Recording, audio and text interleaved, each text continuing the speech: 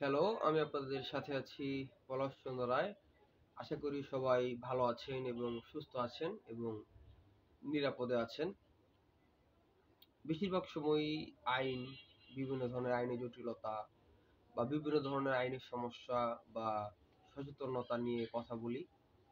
আজকে আরো একজনের জীবনের কর্ম অর্থাৎ তার কাজ, সে ব্যক্তি জীবনে যে কথা বলে। আমি এই বিষয়টি দেখেছি একটা জাতীয় টেলিভিশন আরকি, অনেক বড় টেলিভিশন। সেই টেলিভিশন একটি নিউজ করেছে একজন ডাক্তারকে নিয়ে, কিডনি ডাক্তার একজন।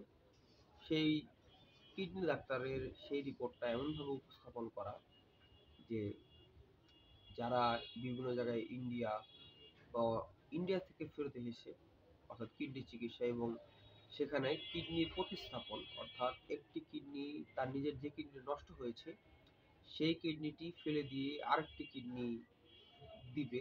সেই কিডনিতে অনেক সময় ৩০ লক্ষ ৪০ লক্ষ টাকা বাংলা টাকায় বা অনেক টাকা চেয়েছে, কিন্তু তারা আর্থিকভাবে সেই সচ্ছলতা না থাকার কারণে তারা সেই কিডনিগুলো প্রতিস্থাপন করতে পারেনি। কিন্তু সেই ডাক্তার ১৮০০ কিডনি নাকি বিনামূল্যে বা যেভাবেই হোক সে প্রতিস্থাপন করে সে একজন সফল চিকিৎসক হয়েছে, এবং তার সাথে যারাই ছিল তারা সকলেই বিদেশে চলে গিয়েছে ভালো কেরিয়ারের আশায়, উন্নত জীবনের আশায়। কিন্তু সে বাংলাদেশে থেকে সে হসপিটালে যে মানুষের এই কাজগুলো করছে, তারপর ডায়ালাইসিস, আসলে যারা কিডনি রোগে আক্রান্ত একমাত্র তারাই জানে যে কি পরিমাণ খরচ বা কতটুকু পরিমাণ কষ্ট হয়।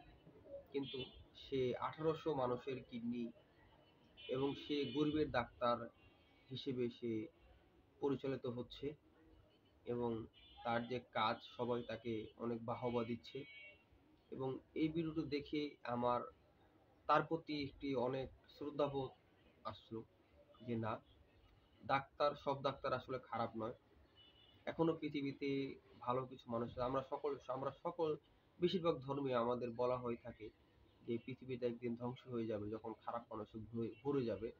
আমরা অনেক সময় মুসলমানরা বলে যে কেয়ামতের আলামত, যারা সনাতনীরা আছেন তারা বলে যে কলিকালের শেষ বা কলির যুগ চলছে।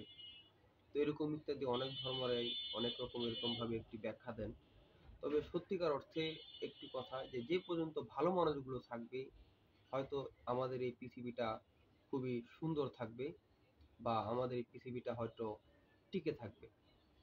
আসলে তার প্রতি অনেক শ্রদ্ধাবোধ, এবং তাকে তার জন্য অনেক অনেক দোয়া এবং অনেক অনেক ভালোবাসা, যেন সে দীর্ঘায়ু হয়। কারণ তার এরকম একজন ভালো মানুষ চলে গেলে হয়তো আর কাউকে পাওয়া যাবে না। কারণ সে যেভাবে কাজটি করছে সেভাবে হয়তো অন্য কেউ সেই কাজটি আর করবে না। তাই তার দীর্ঘায়ু কামনা করি, এবং তাকে যেন মহান সৃষ্টিকর্তা অনেকদিন আয়ু দেয়। এবং এই আমাদের বাংলাদেশের প্রায় ১৮ কোটির মতো মানুষ, অনেকেই কিডনি রোগে, তার কাছে মাত্র ১৮০০ জন মানুষ যেতে পেরেছে।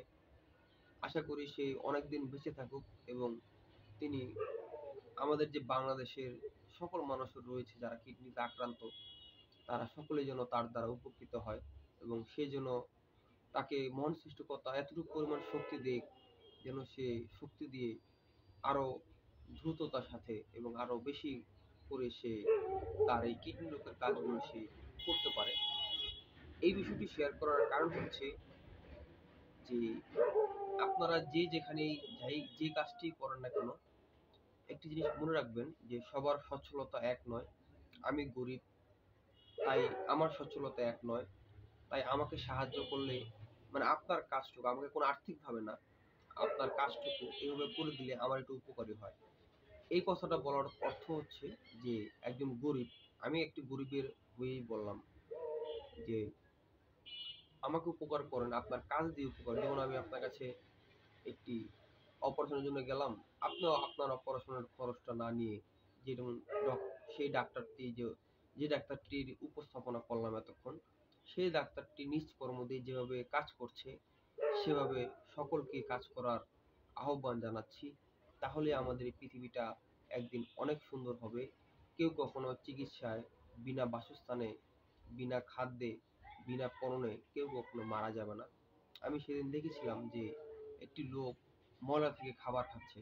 আসলে আমার কিছু করার ছিল না, নয়তো আমি তাকে খাবার খাওয়াতাম একবেলা। কিন্তু আসলে আমি তাকে একবেলা খাবার খাওয়ালে হয়তো তার একবেলার ক্ষুধা মিটতো বা সে অন্য কোথাও চলে যেত। কিন্তু আমি কিন্তু তাকে সারা জীবন খাওয়াতে পারবো না, কারণ আমার সেই অ্যাবিলিটি নাই। তাই বলবো যে প্রত্যেকটা মানুষ, একজন দুইজন 10 জন মানুষ হলে সমস্যা, প্রত্যেকটা মানুষের এরকম মানবিক হওয়া উচিত। তাহলে পৃথিবীটা সুন্দর হবে। সকলকে ধন্যবাদ ভিডিওটি এই পর্যন্ত দেখার জন্য। আবারও দেখা হবে নতুন কোনো ভিডিওতে। সে পর্যন্ত সবাই সুস্থ থাকবেন, নিরাপদে থাকবেন। ধন্যবাদ সকলকে।